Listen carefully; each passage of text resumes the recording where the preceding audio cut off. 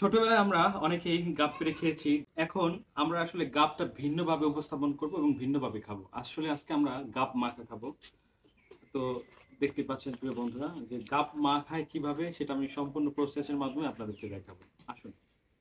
সর্বপ্রথমে মূলত আমরা আমার ভাতিজারা মিলে গাব গাছ থেকে গাব পেড়ে আনি। এরপরে আমরা পানিতে গাবগুলো ঠিকমতো ধুয়ে নিই, কারণ গাবের গায়ে অনেক কালো একটা ময়লা লেগে থাকে। তো সেইটা ময়লাটাকে দূর করার জন্য মূলত আমরা গাবটাকে সুন্দর করে পানিতে ধুই।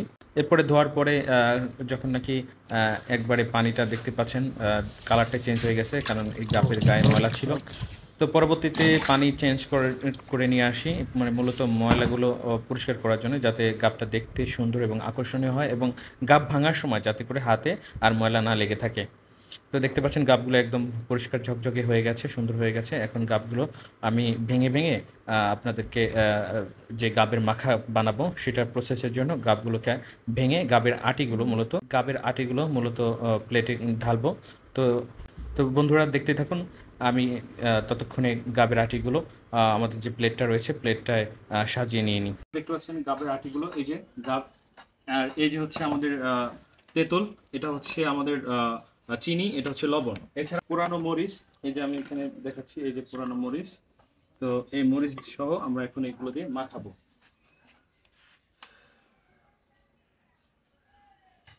আচ্ছা, প্রথমে আমরা এই যে যে মরিচগুলো নিয়ে নিচ্ছি। হ্যাঁ, দেখতে পাচ্ছেন মরিচ। এরপরে আমরা মরিচটা সুন্দর করে ভেঙে নিলাম। ভেঙে নেওয়ার কারণ হচ্ছে মাখানো যাতে সুবিধা হয়। এরপরে মরিচটা ভেঙে তারপরে হচ্ছে আমরা চিনি দিলাম। চিনি দেওয়ার পরে পরিমাণ মতো লবণ দিয়ে নিলাম। লবণ দিয়ে তারপরে তেঁতুল দিলাম। তেঁতুল দেওয়ার পরে আসলে সুন্দর করে এটাকে কষলিয়ে কষলিয়ে মাখিয়ে নিলাম, যাতে এটা আসলে একটা গ্রেভিটা প্রত্যেকটার সাথে মিশে যায় এবং একটা কম্বিনেশনটা ভালো হয়। এত সুন্দর ঘ্রাণ বের হয়ে গেছে বন্ধুরা, মানে আসলে কি বলবো, বলে বোঝাতে পারবো না। এরপরে গাব মাখাটা মোটামুটি দেখতে পাচ্ছেন প্রায় শেষ পর্যায়ে রয়েছে এবং খুব শীঘ্রই আপনারা যদি বাসায় তৈরি করেন এর স্বাদটা বুঝতে পারবেন যে আসলে স্বাদটা কীরকম। দেখুন বন্ধুরা, দেখতেই মানে আসলে অন্যরকম একটা ফ্লেভার চলে আসছে। তো একটু খেয়ে দেখি কেমন হলো। হ্যাঁ,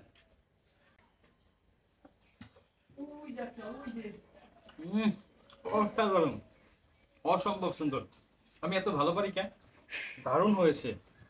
মানে এই প্রথম আসলে গাব মাখা খেলাম, এত সুন্দর স্বাদ হয়েছে আমি বলে বোঝাতে পারবো না। বন্ধুরা, আপনার বাসায় ট্রাই করে দেখবেন। ও ছোটবেলায় অনেকে গাব পেড়ে খেয়েছেন, কিন্তু এরকম গাবের মাখা কখনো খাননি। খেয়ে দেখুন, তারপর বুঝতে পারবেন গাবের আসল স্বাদ।